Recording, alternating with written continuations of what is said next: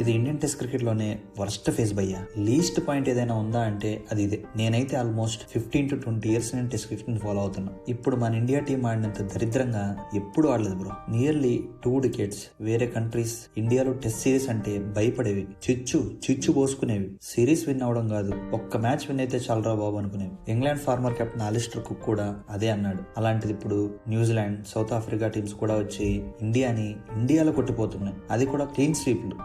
దీని అబ్బా మరీ దరిద్రం ఏంటంటే ఇప్పుడు ఆ పాకిగాళ్ళ కంటే కింద ఉన్నాం బ్రో మనం టెస్ట్ ఛాంపియన్షిప్ టేబుల్లో. టెస్ట్ సిరీస్ పోయిన బాధ కంటే ఆ పాకిగాళ్ళ కంటే కింద ఉన్నాం టెస్ట్ ఛాంపియన్షిప్ టేబుల్లో. అదే ఎక్కువ బాధ ఉంది. శ్రీలంక మేలు బ్రో, 3rd place లో ఉంది. టాప్ 1 లో ఆస్ట్రేలియా ఉంది. దాని పక్కన పెడితే 2nd లో సౌత్ ఆఫ్రికా, 3rd లో శ్రీలంక, 4th లో ఆ పాకిగా. వరల్డ్ లో ఉండే వేరే టీమ్స్ కి ఇన్ఫ్రాస్ట్రక్చర్ అండ్ రెవెన్యూ డిఫరెన్స్ చూస్తే మతి పోతుంది భయ్యా. ఇండియాలో టోటల్ ఇంటర్నేషనల్ స్టేడియంస్ 81, యాక్టివ్ 53. అంటే ఇప్పటికిప్పుడు ఇంటర్నేషనల్ మ్యాచ్ ఆడాలంటే 53 స్టేడియంలు ఆడొచ్చు. అలాగే టోటల్ రంజీ టీమ్స్ చూసుకుంటే 38 ఉన్నాయి బ్రో. ఇప్పుడు మనకంటే ఛాంపియన్షిప్ టేబుల్లో ముందున్న Sri Lanka, south Africa, Pakistan team infrastructure చూద్దాం. ఫస్ట్ శ్రీలంక చూద్దాం. Active international stadiums 9, first class teams 5. Next south Africa active international stadiums 12, first class teams 8. Pakistan international stadiums 10, first class teams 8. India yearly revenue అంటే మన బీసీఐకి ఎవ్రీ ఇయర్ వచ్చే లాభం 22,000 కోట్లు.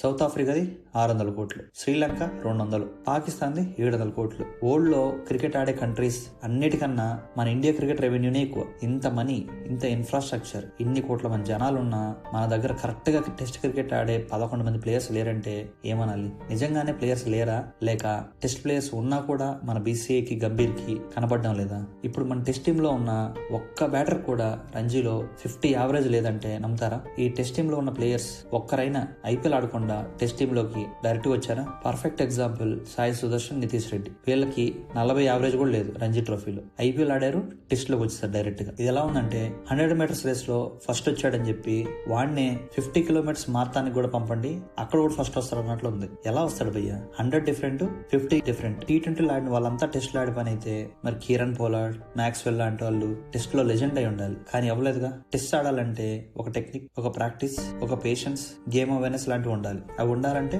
Ranji match ఆడాలి. మరి test matches కి రంజీ నుండి తీసుకోకపోతే మరి ఎందుకు అసలు రంజీ ట్రోఫీ క్యాన్సిల్ చేయొచ్చు కదా? ఐపీఎల్ ని ఇయర్లీ 3 times పెట్టండి. ఎలాగో మన ప్లేయర్స్ అందరూ దాని నుండి వచ్చేది. లాస్ట్ 5 years నుండి 2 players మనం తీసుకున్నారు రంజీ నుండి. ఒకరు సర్ఫరాజ్, మరొకరు కరుణ్ నాయర్. సర్ఫరాజ్ ఏమో బాగా ఆడాడు, అయినా ఎందుకు తీసేసారు ఎవరికి తెలియదు. కరుణ్ నాయర్ కి ఒక్క సిరీస్ ఛాన్స్ ఇచ్చారు, బాగా ఆడలేదన్నారు, తీసేశారు.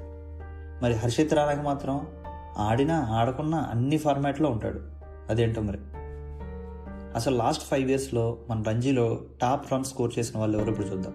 24-25 సీజన్ యష్ రాథోడ్, విదర్భ నుండి 960 runs, 53.3 యావరేజ్. 23-24 సీజన్ అగ్ని Chopra, Mizoram 939, 78 average. 22-23 Mayank Agarwal, Karnataka 990 runs, 45 average. 21-22 Sarfaraz Khan, Mumbai 982, 122 average. వీళ్ళని అసలు దేకనోడు దేకలేదు భయ్యా టీమ్ సెలక్షన్ లో. నెక్స్ట్ మన గంభీర్ గురించి అసలు ఎంత చెప్పినా తక్కువే. అసలు కోచింగ్ ఎక్స్పీరియన్సే లేకుండా డైరెక్ట్ కోచ్ ఎలా అయ్యాడో ఇప్పటికి తెలియదు. ఇంగ్లాండ్ సిరీస్ లో ఏమో I don't believe in the word of transition, this is the Indian team, I don't use the word transition అని అన్నాడు. అంటే ఇంగ్లాండ్ సిరీస్ లో ఏమో I don't believe in the word of transition అన్నాడు. ఇప్పుడేమో the team has being in the transition phase అంటున్నాడు. Many players are young, inexperienced in test cricket, some with fewer than 15 tests and need time to learn on job. అప్పుడేమో transition phase అంటే నేను నమ్మను, ఇది India team, దీనికి అవసరం లేదన్నాడు. ఇప్పుడేమో ఓడిపోయాక ట్రాన్సిషన్ ఫేజ్ లోనే ఉంది, ఎక్స్పీరియన్స్ లేదు, ప్లేయర్స్ కి టైం కావాలి అంటున్నాడు. ఒక్కొక్క రోజు ఒక్కొక్క మాట మాట్లాడతాడు. అదేంటో మరి. రీజన్స్ వెతుక్కునే వాళ్ళే ఏ టైం కి ఆ మాట మాట్లాడతారు. ఫస్ట్ టెస్ట్ లో ఏమో ప్లేయర్స్ టెక్నిక్ బాగాలేదన్నాడు, దాని వల్లే ఓడిపోయామన్నాడు. మరి నిన్ను కోచ్ ఎందుకు పెట్టింది? టెక్నిక్ బాగాలేకపోతే కరెక్ట్ చేసేవాడే కదా కోచ్. అంటే నువ్వు కోచింగ్ ఏం చేయట్లేదా? అంతేగా, ఏదో ప్లేయర్స్ తో వెళ్తావు, టైం పాస్ చేస్తావు, వస్తావు. రోహిత్ కి, కోహ్లీకి వార్నింగ్ ఇస్తావు. ఓడియా టీంలో ఆడాలంటే డొమెస్టిక్ మ్యాచెస్ ఆడాలని, ఆడుకుంటే ఇంటర్నేషనల్ సెలెక్ట్ చేయనని. మరి గంభీర్ కూడా పెర్ఫామ్ చేయట్లేదు కదా, డొమెస్టిక్ వెళ్లి కోచింగ్ చేసి రావాలి కదా లాజిక్ ప్రకారం. అయితే టీంలో స్టార్ క్రికెటర్స్ ఎవరు ఉండకూడదని రోహిత్ ని, కోహ్లీని రిటైర్ అయ్యేలా చేశారు. టీంలో అందరూ ఆల్రౌండర్లు ఉండాలి. టీంలో 9 మంది బ్యాటింగ్ ఆడాలంటారు. ఆల్రౌండర్స్ వినడానికి బాగానే ఉంటది, కానీ ప్రాక్టికల్ గా పనికిరాదు. మన దగ్గర ఉండే ఆల్రౌండర్స్ ఏమైనా జాక్ కలిస్ లాంటి వాళ్ళ, లేక బెన్ స్టోక్స్ లాంటి వాళ్ళ?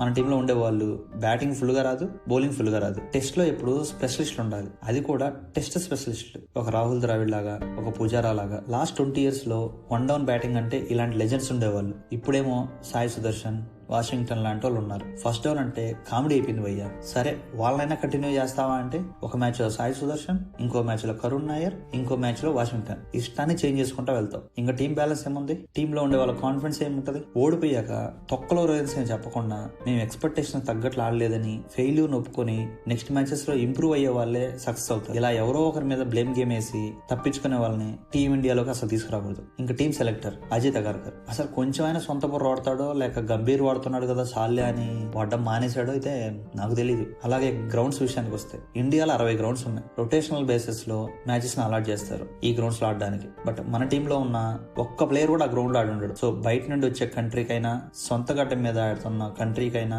పెద్ద డిఫరెన్స్ ఏమి ఉండదు. ఎందుకంటే ఇద్దరికి పిచ్ కొత్తదే. ఇప్పటికైనా ఈ తొక్కలో రొటేషనల్ తీసేసి ఒక 10 ఫిక్స్డ్ గ్రౌండ్లు పెట్టాలి టెస్ట్ కి. లేదంటే మన వాళ్ళు టెస్ట్ క్రికెట్ ఎప్పటికిలానే ఉంటుంది. అసలు టెస్ట్ మ్యాచెస్ ఎందుకు ఓడిపోతున్నాం అని వెనక్కి తిరిగి చూసుకునే టైం ఉందా మన దగ్గర? మన వాళ్ళకి అసలు టెస్ట్ సిరీస్ అయిపోయిన 5 days లో ఓడిఐ సిరీస్, అది అవగానే 5 T20 సిరీస్. ఇక నెక్స్ట్ మనం టెస్ట్ ఆడబోయేది నెక్స్ట్ ఇయర్ ఆగస్ట్ లోనే. అప్పటికి అందరూ మర్చిపోతారు ఇప్పుడు జరిగింది. ఎనీవే, ఇండియాలో టెస్ట్ సిరీస్ ఓడిపోవడం అనేది వర్స్ట్ ఫీలింగ్ బ్రో. ఇలానే ఆడితే మన ఫ్యాన్స్ టెస్ట్ మ్యాచ్లు చూడడం మానేస్తారు. ఐ హోప్ ఫ్యూచర్ లో అయినా మన BCCI మంచి డెసిషన్ తీసుకొని మళ్ళీ ఇండియా టెస్ట్ క్రికెట్ బాగుపడాలని కోరుకుంటున్నాం. మన టెస్ట్ క్రికెట్ ఇలా వర్స్ట్ గా తయారవడానికి రీజన్స్ ఏమి అనుకుంటున్నారో కామెంట్ సెక్షన్ లో చెప్పండి. Thank you for watching.